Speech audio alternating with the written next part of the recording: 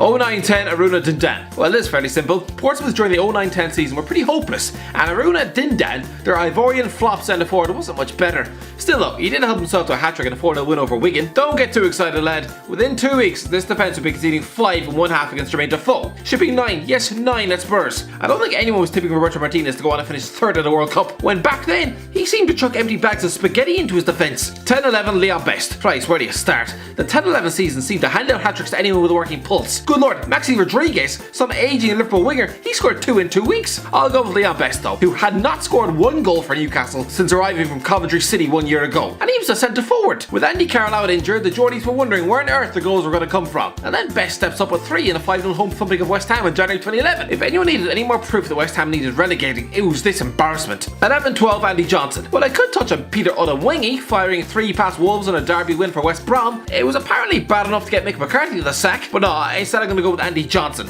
who was at least 6 years past his peak, and he proved to all that QPR belongs nowhere near the top flight, netting 3 for Fulham in a 6-0 Derby Day win. To put this in context, they were the only goals he'd score all season. Christ above, QPR were an utter mess. 12-13 Jordi Gomez. Lads, the 12-13 season was an insane campaign, when Arsenal, a club with all the mental strength of a melted teapot, are recovering from 4-0 down to 6-7 past Reading in a League Cup tie. You know something weird is going on? Again, there were 13 different hat-tricks this year. Tell a young Crystal Palace fan now that Christian Benteke was one of them, he'd probably report you to the police. I'll go with Jordi Gomez though, a decent-ish winger for Wigan who only ever really scored from the penalty spot, somehow popped up with a hat-trick in a 3-2 home win over Reading in November 2012. Again, the only goals he scored all season, but still not the weirdest thing that would happen to Wigan that year. Christ, the 12-13 season just did not make sense. 13-14 Adam Johnson. The 13-14 season was the year Luis Suarez scored 3 different hat-tricks. Christ above, that man was on a different level. Adam Johnson though, he scored 3 for Sunderland and a 4-1 win at Fulham. Immediately gets talked up for England, has the world at his feet, and within a year sees his career and reputation melt around his ankles. This man could realistically have gone to Euro 2016, but instead spent that summer desperately trying not to drop the soap. 14-15 Jonathan Walters. Listen, unlike Roy Keane, I like Jonathan Walters. An honest, hard-working pro, but he'll admit it himself,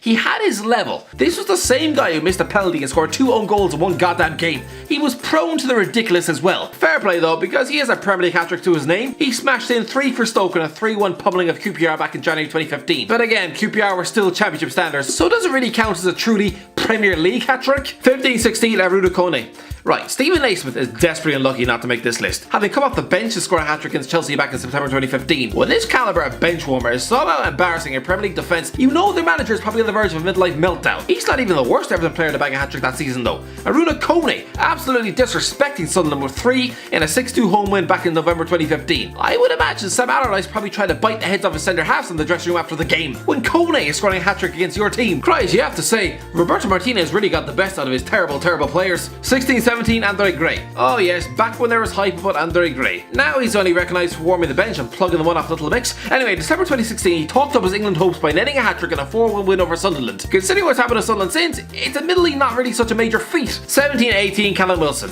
Okay, Alvaro Morata was a Chelsea flop, so you might think I should include him for netting 3 against Stoke in September 2017, but lads, don't be ridiculous. Yes, he was struck down by the cursed number 9 shirt. No, he didn't do well in England, but he is still a better player than Callum Wilson, who did net a treble for Bournemouth in a 4-0 win over Huddersfield. 18-19 Jared Delafeu. Yep, another season where the hat-tricks were scored for the damn good players. I'm gonna have to go with Jared Delafeu, who has the potential to be world class, but only turns up 6 times a season. He turned it on in Cardiff though, torching their defence with a treble and a 5-1 win for Watford back in February 2019. I think it was probably at that point Neil Warnock most likely gave up. Oh, by the way, a special mention to Jose Perez, a decent player, but who was mostly frustrating to Newcastle fans. For Christ's sake, the only reason he sticks his fingers in his ears as a celebration, that was to drown out Geordie's just calling him an overrated donkey. But yeah, he managed to pop up with a hat-trick and a 3-1 home win for Southampton. And what's even weirder, he'd score a hat-trick in Southampton the next season too. Christ, that man must have some sort of weird vendetta against that club. 18-20 Timu Pukki. This season is already unusual, but I have a feeling we're going to look back and wonder how Norwich ever managed to beat Man City. There was a feel-good factor though, because 2 weeks earlier, Timu Pukki had just smashed home a hat-trick past Steve Bruce's Newcastle. Most of the Norwich fanbase, after watching this guy swallow the championship whole, were probably predicting a 20-goal season from Pukki to get them into Europe.